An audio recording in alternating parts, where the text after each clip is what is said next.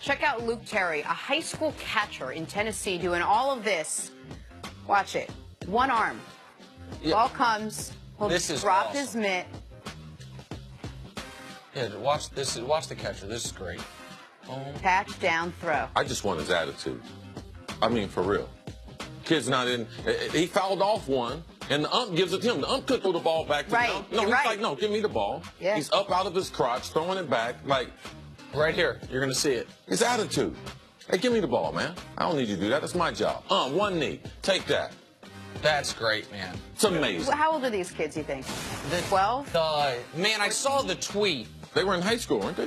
No, younger than high school. Say it again. Middle school, I think. Yeah, I think 12's about right. Because I remember seeing the tweet. The person who took the video was the dad of the batter. Yes. And noticed it and wanted everyone to see it. Right. So it wasn't eyeballs on my kid. No. It was a dad taking a video of his son batting and noticed when he was watching the video. Because, by the way, when I first saw it, I didn't know what I was looking for. Right. You know what I mean? Because everything looked so normal, also. and then I realized that is so great. This is what we talked about with Shaq Griffin.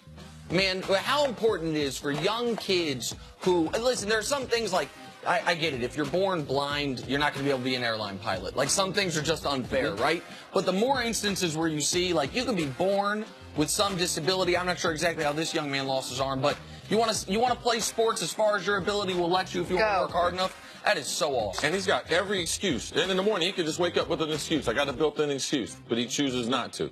That's what's amazing. I'm glad we got it in the show. Good stuff right there. All right, time for some stories to start your morning. Last night's big NCAA title game, Villanova, Michigan. That guy, Jay Wright. Villanova dominated Michigan last night, 79-62. Jay Wright has now led Nova to 2 titles in the last 3 years. So he joins Coach K and Roy Williams as the only active coaches with multiple men's championships. Cece, how big was this for Jay Wright's legacy? It's going to be bigger to other people more so than him. I don't think Jay's going to change. His heart is there. He's got the job of his lifetime.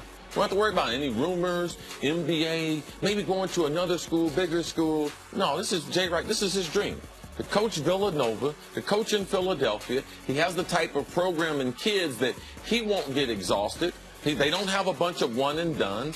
Man, this is amazing because now people nationally will start to talk about him the way we feel about him. This is one of the preeminent, we talk about the blue bloods, but right now, the way college basketball is, you got to include Nova in that. Right. Modern day blue blood. He's won more championships than the blue bloods are winning. Right. So you said something interesting there because I think there's a 0% chance that Jay Wright would ever leave Villanova for another school. But we saw Billy Donovan win a couple titles and then go pro. We saw Rick Pitino go pro and then come back.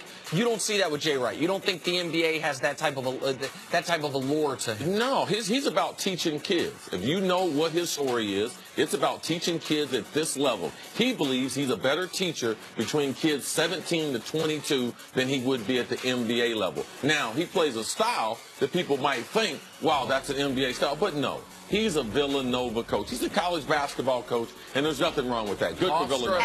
And he's happy. He's happy there. It's awesome. This is the key. This is great. All right, how important is a good night's sleep? We ask ourselves that every day here.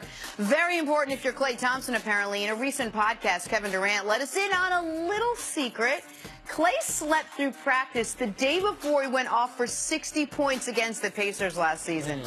Nick, how much more impressive does that make Klay's 60-point game? I mean, I don't know if it makes it more impressive, less impressive, more fascinating. Here's what I do know. If you were to tell me there's a Warrior that slept through practice, you can have Klay Thompson or the field. My money is going on Klay. Klay is known as the coolest Warrior, the chillest Warrior, and sometimes that means, man, bleep this alarm. I'm going back to bed. Cece, you ever sleep through a practice? No. Never? No. Wow. Okay, all right. I thought we were going to get a story there because I assumed the only way you get a show sleeping on stuff is like Charles Barkley. That's the only way you get a show. No, I was the other way, man. No, I was at practice. Practice was important, but it is nice to see because it is one of the characteristics around the Warriors that help make them go that Klay is so chill. With Draymond being very intense and all the optics being on the rest of the team, Klay helps bring some balance to that team. Absolutely. All right. Good stuff. Moving on to golf. So obviously we're talking Tiger. The Masters start on You ever Thursday. been late? Yeah. What about last week? Yeah. Wait, who, me?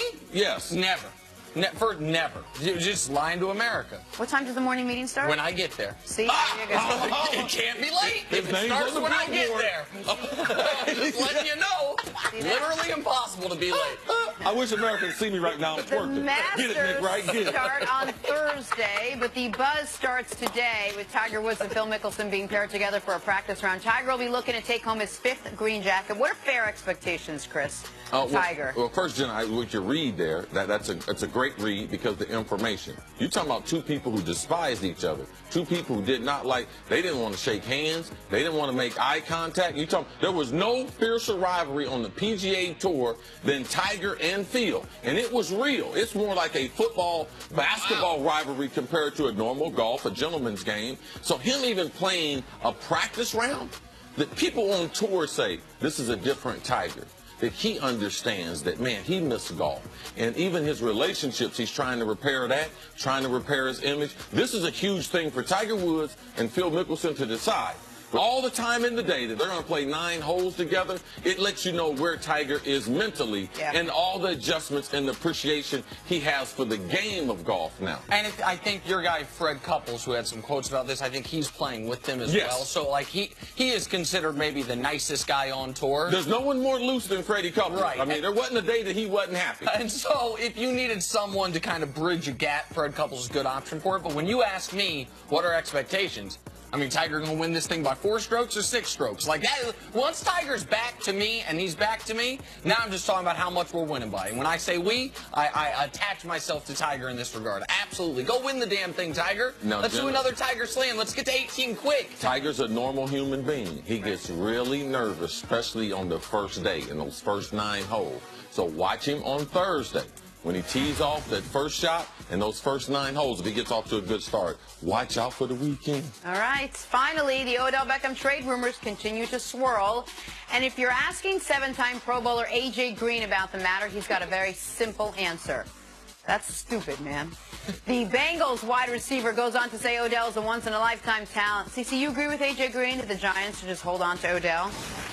Odell is the, I mean, we talk about the Giants, and you know, guys know I love the organization. I love the way they've done things for years. Odell's the best wide receiver to ever play for the Giants after 4 years. So A.J. Green, you're talking about a guy who's low maintenance, a guy who says nothing. 2 words. It's like E.F. Hutton. It's like Jamila on the staff. If they say something, man, it's important. You better listen up. That's A.J. Green. That's not one of the, you know, that's not Antonio. That's not one of the, no, this is A.J. Green. And it would be stupid. Like, because when you have the guy who's the best at his position in your franchise history, like, man, you'd have to come to me with, I told you guys, I wouldn't trade him. You wouldn't even, and CC said last week, even if you come to me with 2 first-round picks, you got to tell, like, that's, what are the first-round picks? Do I have a wide receiver attached to it? Like, there was... If Cleveland gave me number 1 and number 4, I would not trade Odell. Oh, well... Now, no one asked you. Okay. I'm trying to tell you. Well, you would do it. No, I was just taken aback by the comment. No, because there is not a wide receiver in this draft that can replace him. And there are not 2 players that are going to change this franchise the way Odell has already. When you already have a proven commodity, why take a chance and roll? Man, these draft experts, they ain't no experts. It's a roll of the dice. Of the first 32 picks, let me tell you something. 20 of them are going to be bust.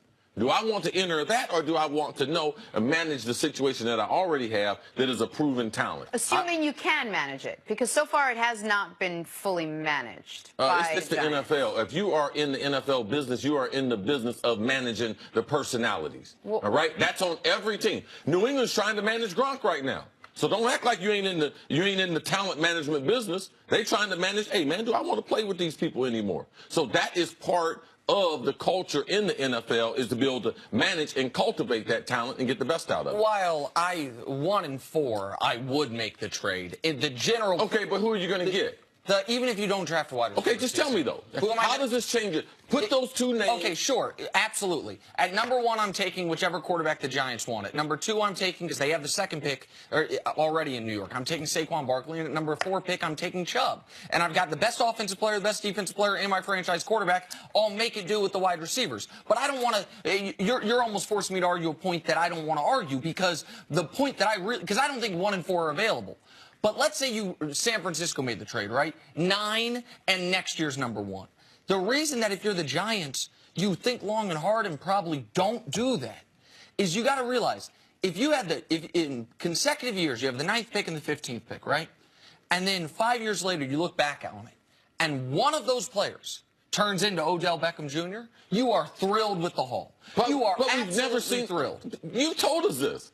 We've never seen a wide receiver like Odell. Oh, but we're getting ready to go in the draft. There is no one in the draft, bro. There's no wide receiver. You can't duplicate his production for his position. No. I totally agree with you. When I said you get Odell Beckham, I mean that production at a different position. But we're arguing over something we don't disagree with. Both of us believe you should keep Odell Beckham Jr. Of course, there's a price for me. Like 1 and 4 would be the price. But the other thing that I want to bring up is this. I think some of the noise yesterday coming out of New York, some of the reports, he's on the block for 1 and for 2 first. I believe there was a little testing going on. Let's see if Odell fires off a foolish tweet. Let's see if Odell does something that gives us further belief that he's going to be unmanageable. Or let's see if all that's happened this offseason, because let's also keep in mind what we're talking about. But something already happened this offseason, Nick. I understand that. But after the organization sat down and spoke to him last year. Well, you know what? I'm going to say something that's going to be unpopular. What happened this offseason was he was surreptitiously recorded without his knowledge. Well, what happened this offseason was not Odell. Don't act like nothing happened. I'm not acting like nothing happened. This is the most important offseason of his career. Yeah. Something happened. I agree something happened. And the Giants think something happened. Which is more important. And the Giants think something happened following the Giants owner already sitting down with him to say, we don't want anything else to happen because we want to keep you. Please don't let anything else happen. Which is why I view what happened with Odell, and I'm not saying it doesn't matter. I'm not saying it's irrelevant. But I view it differently than a fight in a nightclub. I view it differently than someone out in public doing something to bring disrepute upon the franchise. I would much rather get into a fight in a nightclub. Than having to go into the I would much rather that. Okay. All right. I mean, there is something we disagree with. I think that when you say Odell was told he needed to stay out of trouble, I think, again, I'm not justifying the behavior at all. Being in a hotel room with a woman, a French Instagram model, I understand there were drugs in the hotel room that looks like that. It was not something I think Odell thought would ever get out. I think he thought, I can do this and totally stay under the radar. I think most people... Well, that proves Jenna's point that his thinking's not in the right place. Right. Because there's no way that he would have been in that room being self-reflective thinking this would be cool. Because you know what I'm telling you who it's not cool with? It's not cool with the NFL office. It's not cool with the Giants ownership. And let me tell you the people at Nike. You think they woke up happy? No. Oh, okay then. No. Those are the people who happen to be paying them. Of course, but we would all feel differently, right, if he was the one that tweeted out that video? Like, it's a different thing. He thought it wasn't going to get out. He was still doing it. He now might have to be in a drug program because of a video that by mistake got out. That's a big deal. That ain't something you want. Nobody thinks it's No one wants to be tested 3 times a week. All right. No one wants to be tested 3 times a week randomly. I agree. No one. Agreed. All right, moving on. The NFL draft is right around the corner. Still time for draft picks to slide up and draft.